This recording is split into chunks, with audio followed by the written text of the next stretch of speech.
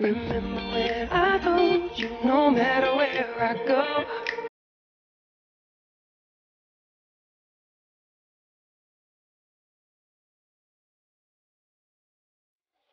Hello po, kumusta po kayo? Welcome po sa May Kausap Ka. Ayan. So, ito po yung ating bahagi po ng segment ng COMSFI, yung tinatawag natin na Consolidated Ownership of Managing Savings for Financial Investment. Yung tinatawag namin COMSFI, no?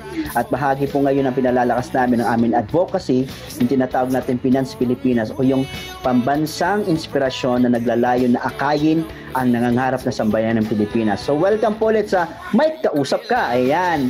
Siyempre, makakasama po natin ngayon, no, yung ating founder ng COMSFI, no. Gusto natin malaman sa kanya ano bang nakain niya, no? Anong nakain niya, nainom niya ng mga panahon na yun at naisip niya na magtayo nito at gawin itong grupo at ngayon ay 6 na taon. Actually, kung bibilangin namin ang pinagsimulan namin, hindi lang 6 na taon, no? So, matagal na, halos mga siguro 8 taon na kaming pumapayag.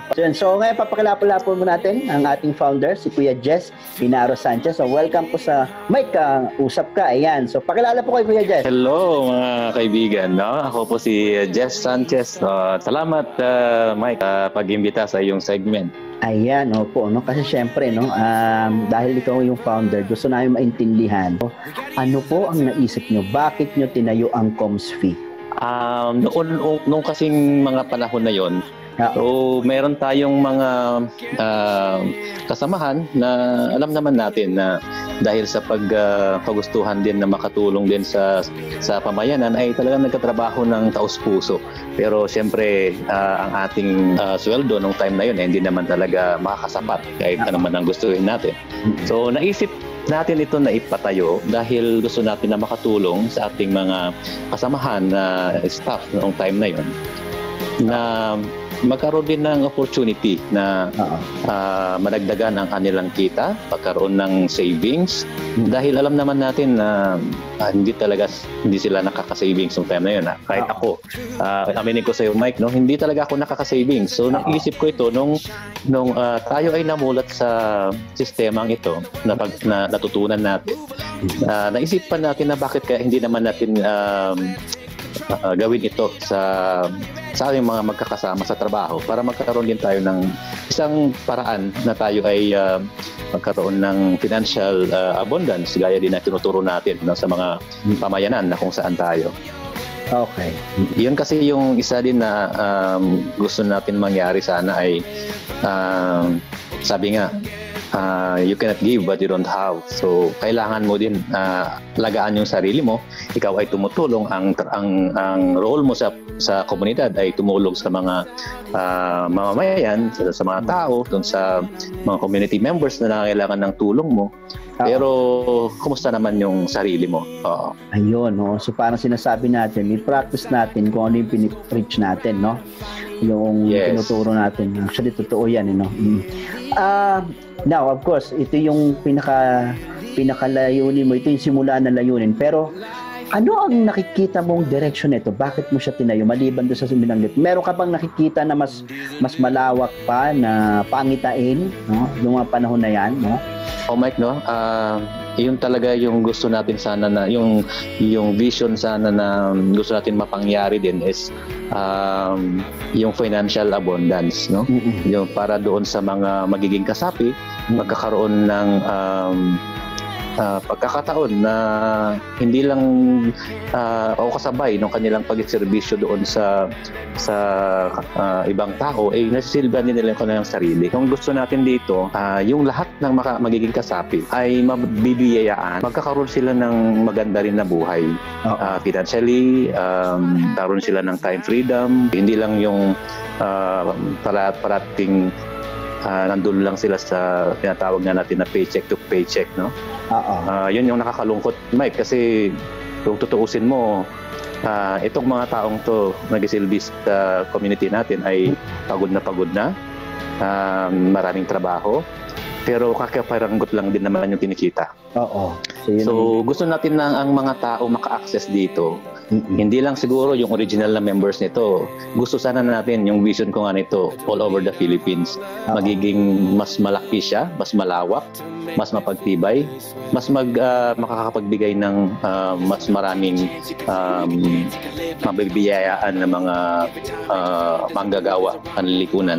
Yun yung naiisip natin noon dahil ang mga manggagawang panlipunan, kung tutuusin mo, maraming naiambag sa lipunan pero sila naman yung minsan napapabayaan. Oo, no?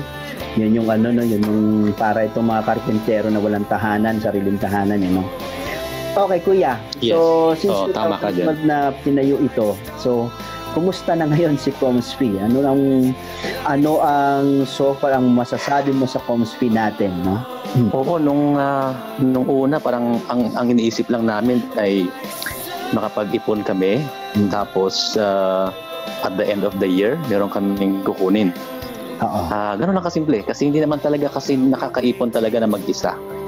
Mahirap talaga na mag-ipon na mag-isa dahil unang-una kailangan mo ng matinding self-discipline. Pag wala ka nito, mahirap mo yan. Hindi mapakali ang iyong kamay kasi meron kang dudukutin. Malit lang yung aming savings, malit lang din yung kinikita niya, no? Malit lang yung pera na pinag-share out namin at the end of the year. The years go by, dumadami yung members natin at nagkakaroon ng evolution yung ating services. Hindi na lang yung savings, hindi na lang yung loans na access ng ating mga members. Pero noong nagkaroon ng idea, nung dumating itong mga kasamahan natin na medyo mayroon ding mga magagandang ideya na pinasok sa ating grupo. May mga sapi. Talagang nakita mo yung pagbulusok. Yes, may mga sapi. Ngayon, nakababot tayo ng doon sa ating regular fund. No, meron kasi nang nagdalawa na kasi yung fund natin. May regular fund, meron tayong investment fund. So, ibig sabihin, hindi na lang tayo doon sa regular nating ginagawa, kundi nagdagdag tayo doon yun yung investment fund. Which means na ito yung sinet aside natin para may palaguin yung pera at pagdating ng takdang panahon ay mas malaki yung maibabalik natin dun sa ating mga membro. At naalala ko ngayon, siguro sa ngayon, sabi natin, mabot na tayo sa 400,000 no, dun sa investment fund. At lumalaki pa dahil ito ay patuloy na nadadagdagan, patuloy na na-invest yung pera at nakakapagbigay ito ng returns sa ating lahat sa mga membro. Yun naman, pag titingnan mo naman yun ay yun yung long-term natin na vision. Na kumbaga, hindi na lang ito maging grupo. Hindi na lang ito, yung COMSFI, hindi na lang siya grupo. Kaya nga natin pinapasok yung Finance Pilipinas ng ating advokasya. Kasi ang mangyayari po nito ay magiging isa siyang malaking catalyst ng change in the communities. Isa, doon sa buhay ng mga tao na nag-isilbi. Pangalawa. Pangatlo, makapagbigay din tayo sa ating bansa. Makapag-contribute din tayo sa economy. No? So, pag ito ay lumaki yung ating fund at nagkaroon tayo ng mas marami pang business, mas marami pang investment at dumami pa yung mga kasapi nito at mas maayos itong maitaguyod, ito ay posibleng magiging isa sa mga malaking movers sa lahat siguro ng aspeto ng pagbubuo, pagbabalangkas ng sariling ekonomiya ng mga tao, ng mga kasapi nito. Sa itong platform na magagamit natin sa mga darating na mga panahon, no? Parang ay maging hindi lang inspiration actually, sabi mo kanina maging movers ng bansa, no? At yun naman ang ating pangarap, no? Kanina nabanggit mo, kuya, sabi mo ay gusto ko lang balikan yung discussion doon sa bakit mas masarap pag-ipon ng grupo kaysa sa nag-iisa. Mayroon ka bang differentiation dito? Ang gandang tanong yan, Mike, kasi nakita naman natin na parang it's an observation sa ating experiences. Even from my personal experience. Meron akong sinasabi na sabi ko sa sarili ko, itatalaga ko ito, no? Ilang porsyento yan? 10%, 20%. Pero pagdating ng pangailangan, Mike, wala ka talagang choice eh. Makukuha pa rin yan. Hindi yung savings. Hindi yung savings. Itinabi mo lang siya para magamit mo. no, in a later date. Ang savings kasi, Mike, para na yung expense. So ang tingin natin dapat, pag nag-save ka, wala na yon, is an expense. Di ba? Mahirap mag-instill sa self-discipline, mahirap yon. Dahil ang dami nating needs, ang dami nating pangangailangan. Samot-sari. No? So pagka nasa grupo ka, mabibigyan ka ng na magkaroon ng matutunan yung disiplina sa sarili. So mas marami kang na tao na makakapag sa'yo na makapag-encourage, makakatulong sa'yo, makapag-encourage na damihan mo, mag-savings ka, pero hindi mo naman siya madalian na makukuha kumbaga. Kaya nandun lang yon at na mayroon siya talagang purpose. So may co-responsibility sa isa't isa at masaya kasi nakita mo yung iba mong makasama lumalaki din yung mga savings kagaya mo. So mayroong sense of mayroong sense of fulfillment and accomplishment na after a year, gano'n na pala yung savings ko. Kung mag-isa ka lang, baka wala. Baka gusto mo na rin idagdag, ano ang nakita mong magandang practice natin na tumagal tayo ng ganito, hanggang 6 years na tayo as COMSP, pero sa kaalaman po ng lahat, bago naging COMSP ito ay nagsimula muna na walang pangalan hanggang nagkaroon ng pangalan na God Makes Our Living Joyful. Then naging COMSP po siya ng 2015. Ano ang nakita mo magandang practice sa ginagawa natin at tumagal tayo hanggang ngayon at tatagal pa, no? It started really on the basis of trust. Relationship building, kailangan kasi yun, kailangan mo ma-instill mo yung relationship ng grupo.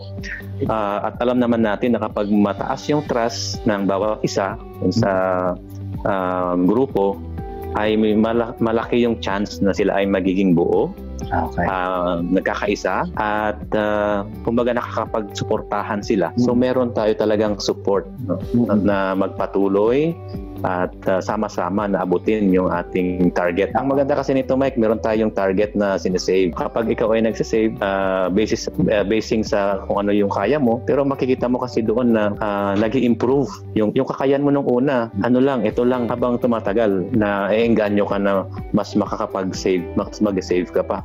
So parang sinasabi mo, Kuya Jess, itong ginawa natin, isa siyang mekanismo na tutuklas sa kakayahan mo at makikita mo na nag-i-improve ka kasi nailalabas mo yung nagmamanifest tayo na, oops, kaya ko pala mag-ipon ng ganito pa at kaya ko pang itaas ang level ng pag-iipon ko, no?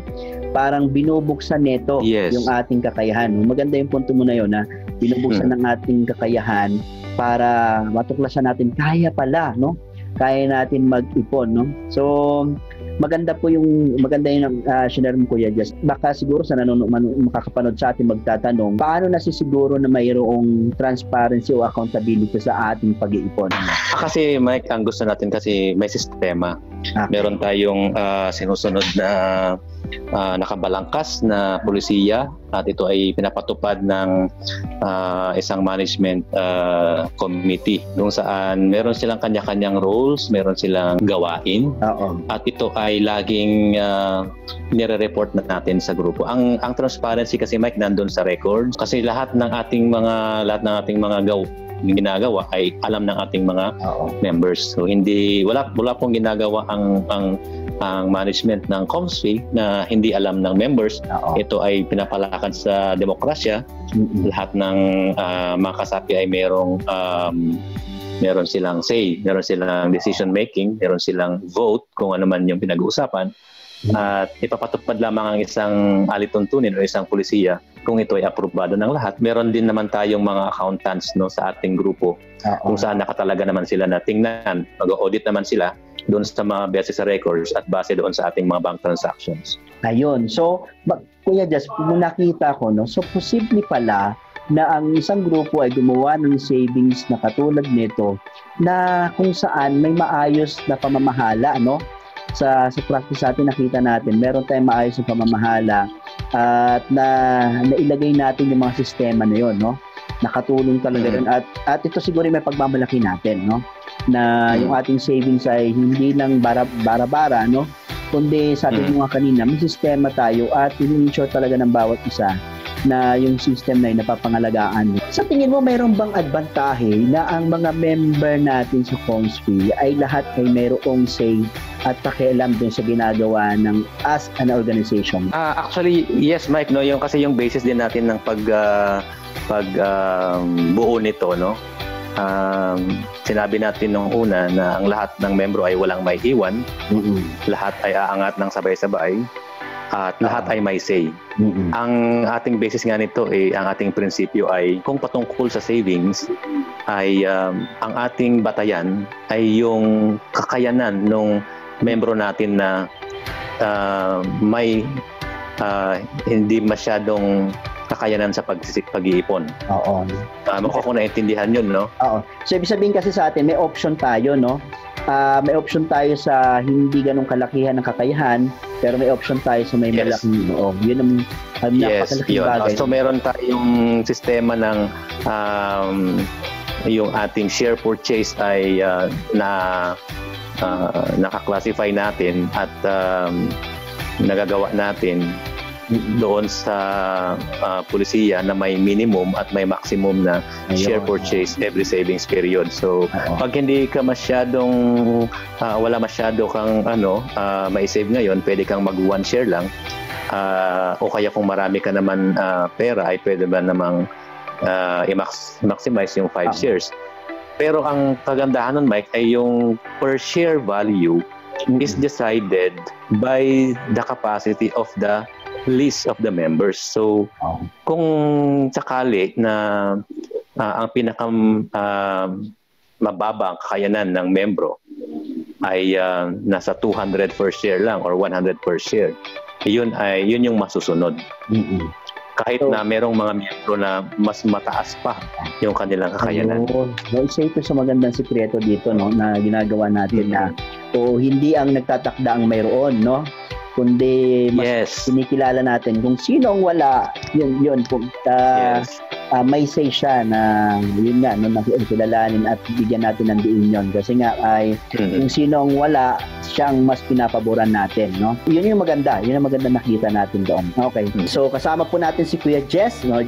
Just Do It, no? Siya po yung ating founder ng Comspi, no? Ayan, si Kuya Jess. So ito yung naging dahilan kung bakit po kami ay narito ngayon at ba't tayo nag-uusap ngayon, no? Ayun, so bigyan ko lang ng diin yun, no? Ang yung magandang practice natin na kung saan kinikilala natin yung mga walang masyadong kakayahan, no? At wala dito sa ating pataasan, no? Alam mo yun na pantay-pantay lahat. No? Yun ang maganda dyan. At tingin ko ito rin yung gusto natin na maging advocacy yan, no? Na pagdating sa pagpapalakas ng kakayahan ng ekonomiya ng bawat isa, no? Hindi ito sa pinang sino ang mayroong nakakaangat, kung sino may kakayahan, no? Kundi paano natin pagtutulungan na ang lahat ay makasabay doon sa makakasabay kasi gusto natin na pare-paras natin ma-overcome, pare-paras natin ma-overcome yung mga difficulties natin sa buhay. At the same time, mag-manifest ng husto yung abundance na mayroon sa atin, no? Yun yung maganda natin doon na bigyan ng diin. Okay, Kuya, mayroon ka bang mensahe na gustong i-share na baka mayroon din gustong magbalak na magtayo ng ganito? Ano ang masasabi mo? Yes, ang buo po nito, Mike, ay hindi naman ganun kahirap. Ano po? Actually, kung sabihin mo na sa community, geographically, pwede. Or pwede rin naman na online. Pwede kung magkakalayo. Pwedeng magkakaibigan, magkakamag-anak, or magkakatrabaho, or doon sa barangay. Pwede yon, no? So, the community is either na geographical or virtual. Kasi wala naman na tayo ngayon bounds, no? Technology has totally changed the game. Nagbago yung ating ngayon, ang ating kakayanan ay walang limit kung ano ang pwedeng gawin. So sa mga gusto pong sumubok ng ganitong sistema na pwede po naming turuan, ang mahalaga lang po ay meron kayong 10 na at least 10 kayo na magtatatag nito at na pwedeng magsimula. Kasi kalaunan naman ay maaari na kayo ay lalago din katulad namin. Nagsimula lang kami sa 5 tao hanggang sa umabot kami ng 30. At hindi kami magkakasama sa isang lugar. Kami ay nakahiwa-hiwalay kung saan-saan, Luzon, Visayas at Mindanao. Ito ay meron pa ngang US at saan yung isa? Dubai. Oo. Hindi po hadlang ngayon yung na magkakasama kayo dapat.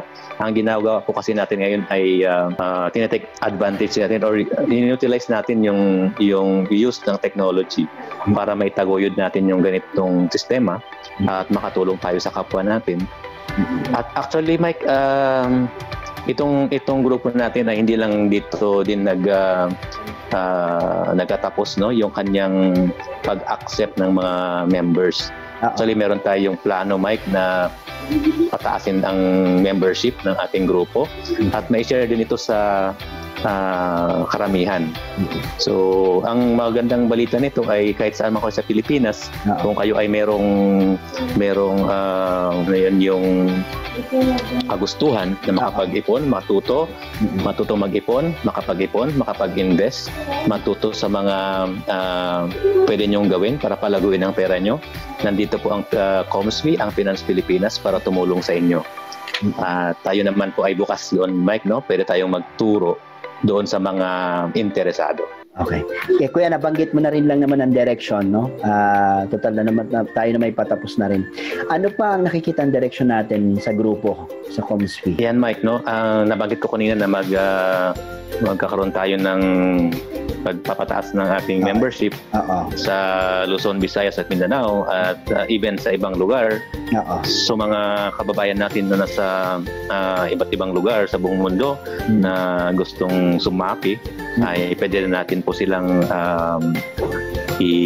isali. Oo. At ang direction talaga natin, Mike, ay yun nga na magkaroon tayo ng isang malaking company. Magiging isa tayong financial services company na magbibigay talaga ng solusyon, iba't ibang financial solutions sa ating mga kababayan at mapalago ang kanilang ekonomiya, mapalago din at makatulong din sa pagpapalago ng ekonomiya ng ating bansa. Yun yung pinakamataas nating layunin na bakit natin ito itinatag. So yun, no? So yun yung mga, yan po, no? Marami na po kasi kami na pag-uusapan ng mga direction natin. Isa nga po ito pagpapataas ng bilang ng ating kasapian. Kasi nga, sabi nga natin ay ito ay pambansang inspirasyon na naglalayon na akayin ang sambayan, ang nangangarap na sambayan ng Pilipinas. Okay, Kuya Jess, no? So muli po ang ating kasama ay si Kuya Jess. Jess Do It, no? Ayan, dito po sa May Kausap Ka. So Kuya Jess, maraming salamat, no? Thank you doon sa generosity mo na i-share po ito mula nung niluwan itong konsepto at ngayon ay dumami na tayo, nanganak na, no? Ilang batch na yung tayo, no? At ngayon binubukas natin sa lahat. So maraming salamat sa generosity mo for sharing to us. Tapos Mike, magpasalamat din ako, Mike, no? Go ahead, Kuya. Go ahead, Kuya. Oo. Magpasalamat lang din ako doon sa mga kasamahan natin na nagsimula nito dahil hindi naman ito mangyayari kung wala sila, wala kayo, no, na nagpatuloy na maniwala. Dahil alam naman natin na ang isang tao ay hindi talaga kayang gumawa ng mga bagay-bagay ng mag-isa lamang. Kaya nagpasalamat ako doon sa mga pinakaunang membro na naniwala, na natili, doon sa mga sumunod na mga sumapi hanggang sa naabot natin itong milestone nga na ito na nasa 8 years na po tayo ngayon. So may balak ba tayong mag-anniversary celebration anniversary itong December? Yes, mapapag-usapan yan. Oo nga, no? So, sana nga, magkita-kita, no? Kasi masarap na balikan yung mga dating kasapi, no? Siya nga pala si Ate Marcel, no? Naka-chat ko na at sabi ko ay yun, babalik daw siya. So once mag-start tayo ng ating susunod. Wow, yes. So, baka siguro iba natin mga kasama rin na nagpahinga, pwede na rin natin ulit balikan, no? So yun, no? Actually, ayan, no? Mga kasama, ito po yung maganda kasi kung merong tao na nagsimula at nagtiwala doon sa kanyang sinimulan at hindi lang tiwala actually, tumaya din, no? Kasi minsan tiwala ka nga pero hindi ka tumataya, hindi rin gugulong, no? At siguro kami isa sa magandang gusto namin ituloy na yung aming paniniwala ay nilalagyan namin ng taya at yung pagtaya namin nilalagyan pa namin ng patuloy pa na gasolina para ito ay tumakbo pa ng husto at ang layunin po talaga natin ay akayin ang nangangarap na sambayan ng Pilipinas at yun po yun, no? So yung COMSFI po ayun po magiging papel niya. So ulit Kuya Jess, maraming salamat, no? At may sususunod pa tayo ng mga episode. So ito pong segment na may kausap ka ay pangalawang episode po ito. So agad po ito masusundan kasi meron na tayo naka-schedule na pangatlong interview, no? So ayan, so salamat ulit. So uli po magpapakilala kami po ang grupo ng Consolidated Ownership Managing Savings for Financial Investment, yung tinatawag namin COMSFI. At bahagi po ng aming advokasya ang Finance Pilipinas o yung pambansang inspirasyon naglalayon na akayin ang nangangarap na sambayan ng Pilipinas. So muli po, ito po si Mike dito sa Mike Kausap Ka at kasama natin si Kuya Jess. Jess, do it! Ayan, Kuya, sabay nga tayo. 1, 2, 3. Jess, do it! Gusto ko may salita. Gusto mo? Jess, do it! Salita. Sabi sa'yo. 1, 2, 3. Jess, do it! Jess, do it! Ayan, sige. Okay, salamat po. So, nasa Mindanao kasi si Kuya at ako naman dito sa Luzon. So, kita mo, nagtagpo tayo sa technology. So, thank you again. So, ayan, sa susunod. Thank you very much, Mike. Salamat sa... Yes, salamat sa mga gawain na ginagawa mo ngayon, ha? Okay. Pagpalain ka, ha? Thank you din. Of course. Sige. Okay. Sige po. Salamat, God. Okay. Oo.